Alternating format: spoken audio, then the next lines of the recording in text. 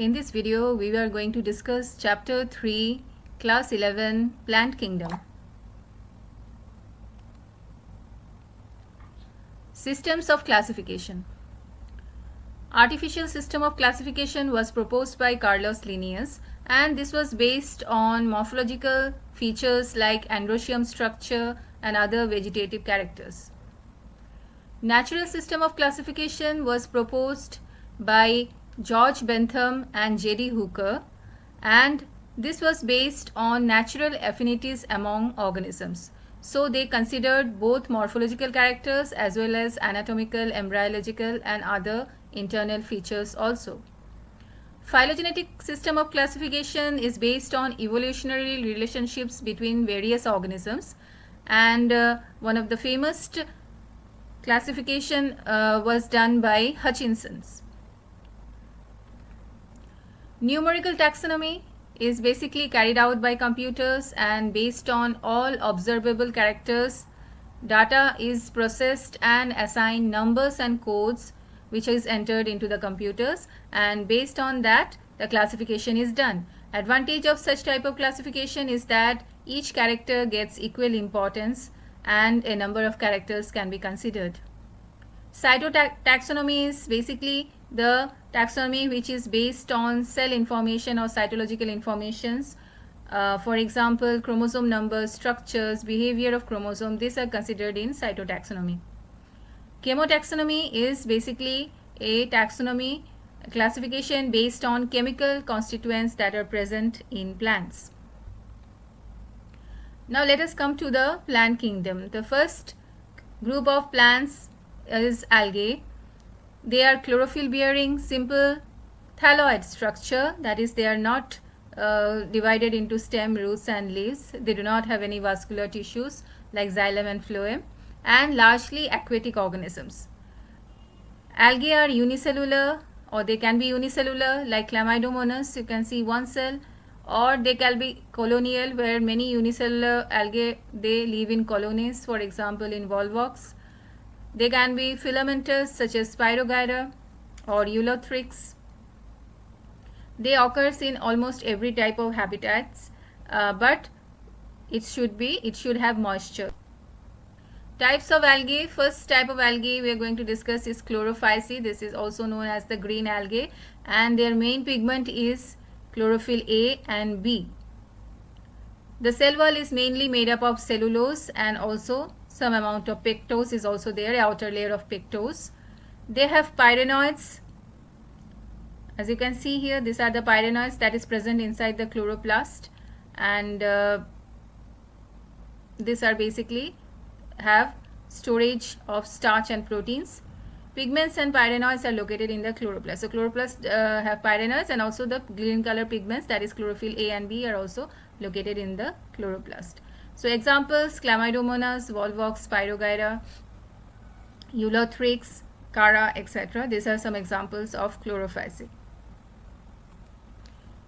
Phaeophyceae is the brown algae, and apart from chlorophyll A and C, they have a brown pigment, a xanthophyll called fucoxanthin. Cell wall is made up of cellulase, and a gelatinous coating of algin is also present. Their reserved food is mannitol and laminarin, and body is divisible into holdfast, stipe and frond. So they have a holdfast like structure, then there is a stipe, and this leaf like structures are called fronds. Example: Ectocarpus, Fucus, Laminaria, Dictyota, Sargassum. These are the different types of Phaeophyceae or brown algae.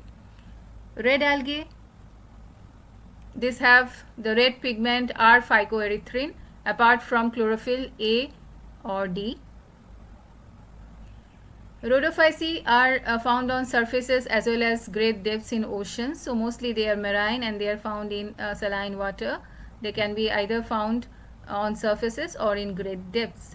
The cell wall is made up of cellulose. Reserve food material is Floridian starch, and examples: Polysiphonia, Porphyra, Gelidium, Gracilaria. These are some examples of Rhodophyceae. Reproduction in algae. Now in all algae, vegetative reproduction takes place by fragmentation, Asexual reproduction is through flagellated zoospores and in chlorophyce and phaeophyce, and non-motile spores in rhodophyce. Sexual reproduction is either isogamous, anisogamous or oogamous. So in isogamous, the two types of gametes are of same type, and isogamous, the two gametes are of different types, and in case of oogamous, which takes place in rhodophyce, the other three types, isogamous, aniso and oogamous, takes place in chlorophyce and phaeophyce, but in rhodophyce only oogamous takes place. So in oogamous, as you can see, the female gamete is larger and non-motile, while the male is smaller and motile. Now there are many economic importance of algae. They not only are the main producers in the oceans, they carry out photosynthesis, and therefore they are the main producers of the oceans. At least half of the total carbon dioxide fixation of the earth is carried by them. Now many species like Laminaria, Sargassum, Porphyra, etc. are used as food. So you can see many countries such as Japan use them as food. These are known as seafood. Agar is obtained from Gelidium and Gracilaria, which is used in ice creams and jellies and to grow microbes. And algin obtained from brown algae and carrageen from red algae are commercially used. Chlorella and spirulina are used for space travelers. They are very rich in proteins and other nutrients, so these are also taken as supplements and also used by space travelers. Bryophytes, this is another group of plant, and these are known as the amphibians of the plant kingdom because they require both land and water to complete their life cycle. They occur in damp, humid and shaded places. They lack true roots, stems and leaves. So here also the body is a thalloid body, a thallus structure. And it is haploid just like algae. This is also haploid. Economic importance, they are food for herbaceous animals. So animals, they use them as food. Sphagnum, that is one bryophyte,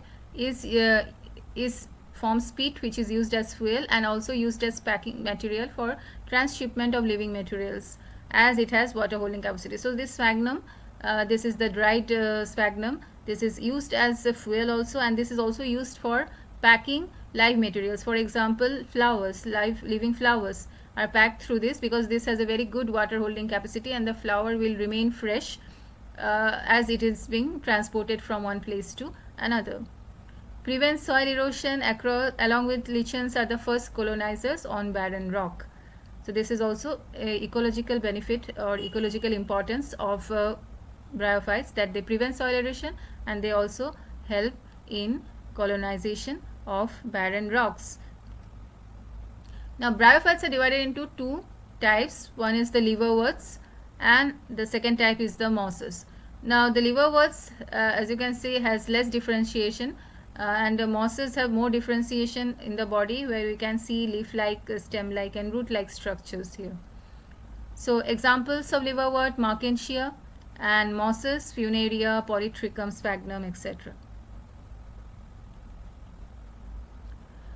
Reproduction in bryophytes.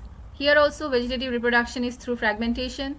Asexual reproduction by formation of gamma cups. So you can see here, these are the gamma cups. So as these gamma cups, they can separate from the plant and grow into a new plant. So this is a type of asexual reproduction.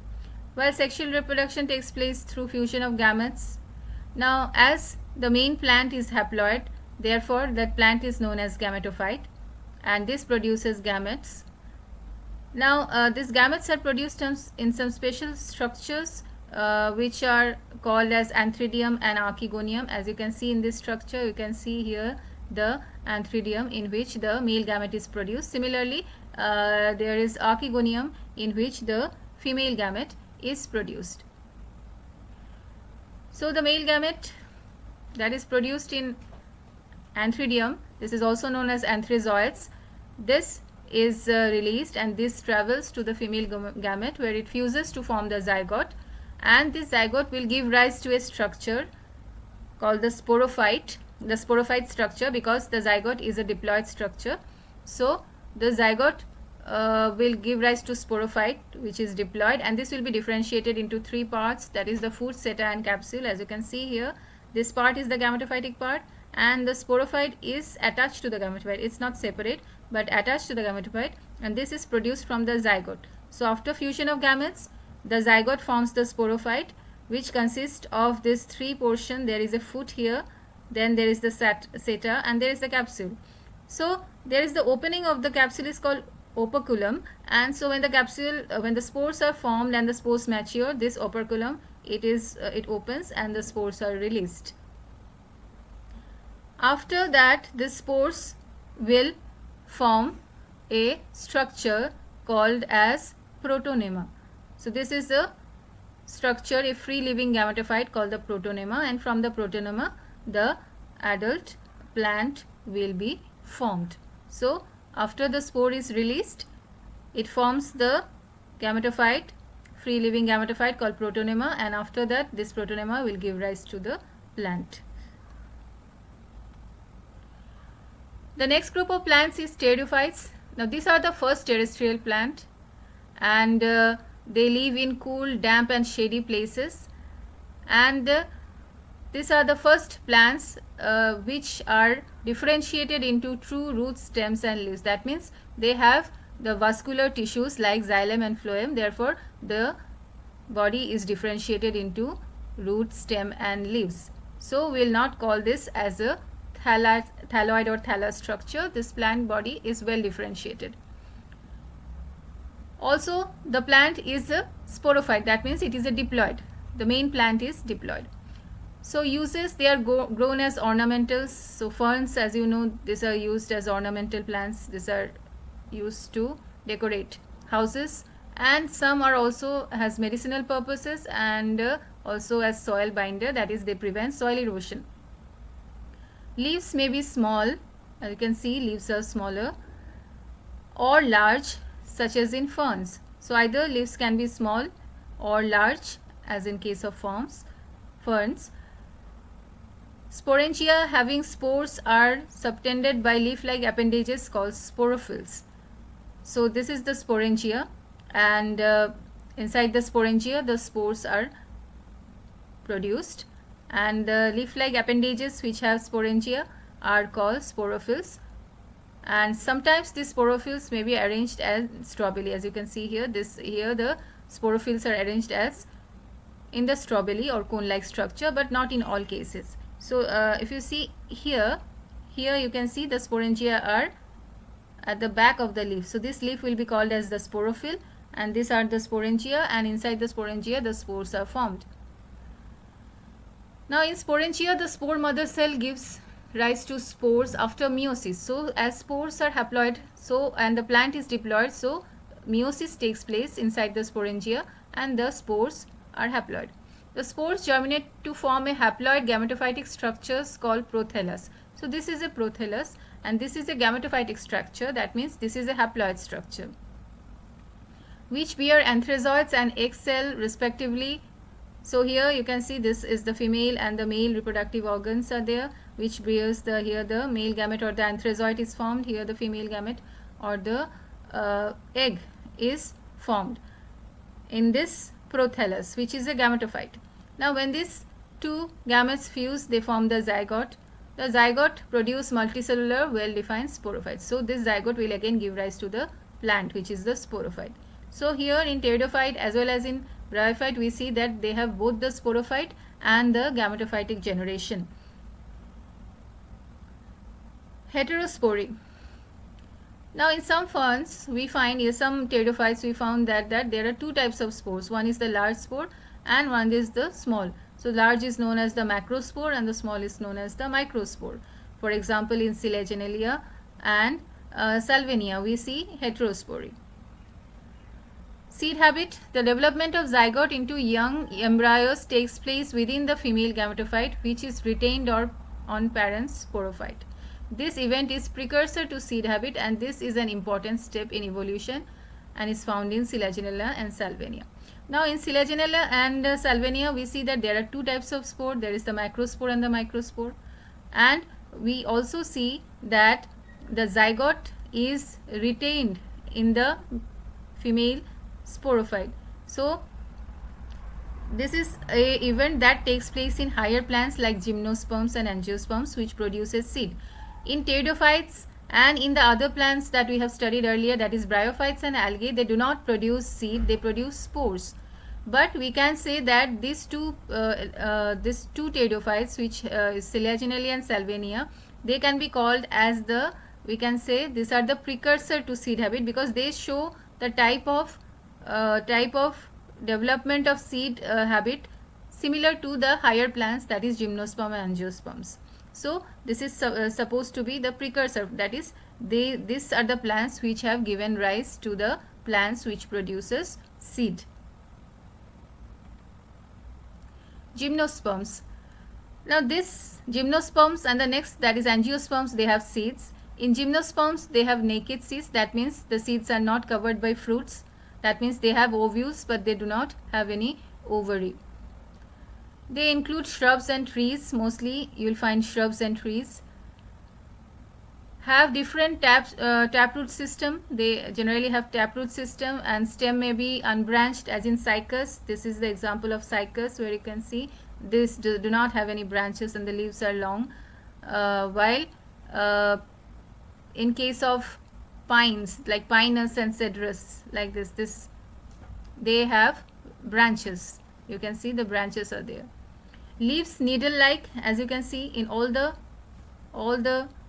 gymnosperms, the leaves are needle like, and pinnate. Okay, so there are leaflets in the leaf. One leaf is made up of many small leaflets, so that is called pinnate. So it is needle like and pinnate. Now roots of pinus have fungal association in the form of mycorrhiza. So in case of pine, we see that they have mycorrhizal association with fungus. Cycas have small specialized roots called coralloid roots, which are association with cyanobacteria. So not only with fungus, there are some other plants, for example cycas, it has association, symbiotic association with cyanobacteria or blue-green algae. Produce haploid microspores and megaspores. So these are heterosporous, that means there are two types of spores are produced, that is microspore and megaspore, and these spores are generally produced in structures called cones. These are the cones in which the different types of spores are produced. Male cone has microsporophyll which bear microsporangia having microspores which develop into reduced gametophyte called pollen grain. So this is a cone, and this leaf-like structures that you can see is the microsporophylls. If you take out one microsporophyll, you will see there is a microsporangium at the base of this microsporophyll, and this microsporangium will produce pollen grains. So this is if this is a male cone. Now if this is a female cone, then the leaf-like structure that we can see, this brown small leaf-like structure, this will be called as megasporophyle, and they will have a megaspore at the base, and this megaspore will produce one egg, one or more archegonia. Pollen grains carried in air currents reaches the ovules, form pollen tube which reaches archegonia and release male gamete which fertilizes with the egg cell to form the zygote. And this zygote will form embryos, and ovules develop into seed which are not covered.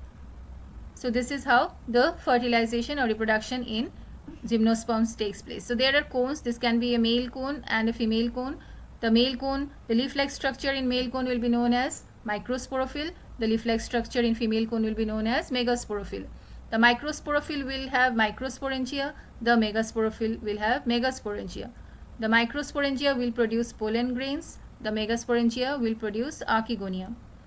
The pollen grains will be moved or will be dispersed or moved through the wind and will reach the archegonia. There it will form the pollen tube, and then it will release male gametes which will fuse with the egg cell to form zygote. This zygote will form the embryo, and the embryo will form the plant here. So that is how, but because there is no ovary here, that is why the ovule will form into seeds, but there will be no fruit. So the ovules or the seeds are not covered by fruits. Now we come to the last plant classification, that is angiosperm, the last group of plant and most advanced group of plants we can say. These are the flowering plants, that means all the plants which has flowers are angiosperms, and they have seeds enclosed in fruits. Now they are divided into two classes, the dicotyledons which have two cotyledons and monocots that have one cotyledon. Now the flower is the main reproductive organ. Here the male reproductive part is called the stamen.